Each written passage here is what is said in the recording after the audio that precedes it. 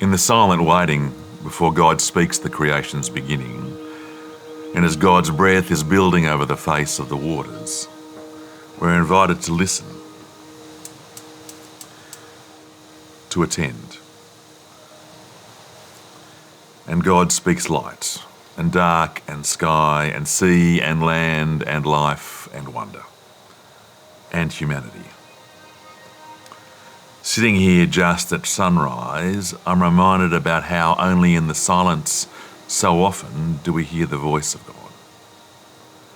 In our world where silence is less and less likely, how do we find the space to attend to what God might say in between breaths, in the waiting?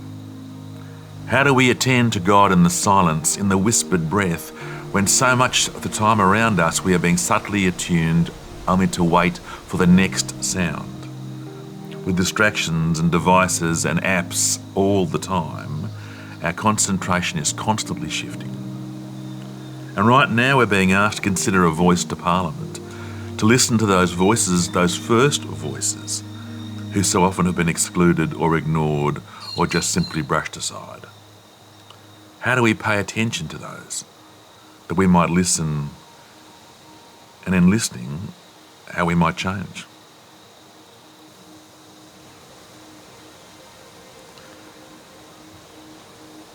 And the Easter story asks that we need to wait here at this darkest moment in history, where Christ is silenced, where Christ is broken, and where God's fullness in Christ is proclaimed to us.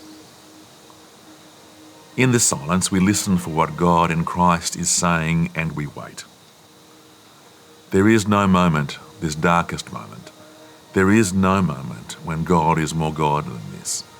In the deafening silence of the cross is Jesus Christ. There at the foot of the cross, we wait. And there at the tomb, we wait, holding every breath. And in the second new morning, everything is transformed, everything made new. God speaks light and life and places humanity at God's heart. There are people who have been told that they're not worth it, that the good news is not for them. And that's not true. Our hope, our forgiveness are here because this event proclaims that death is not the whole story, that risen life through Christ speaks more fully than any utterance of death, and our emptiness is filled with the love and glory of God.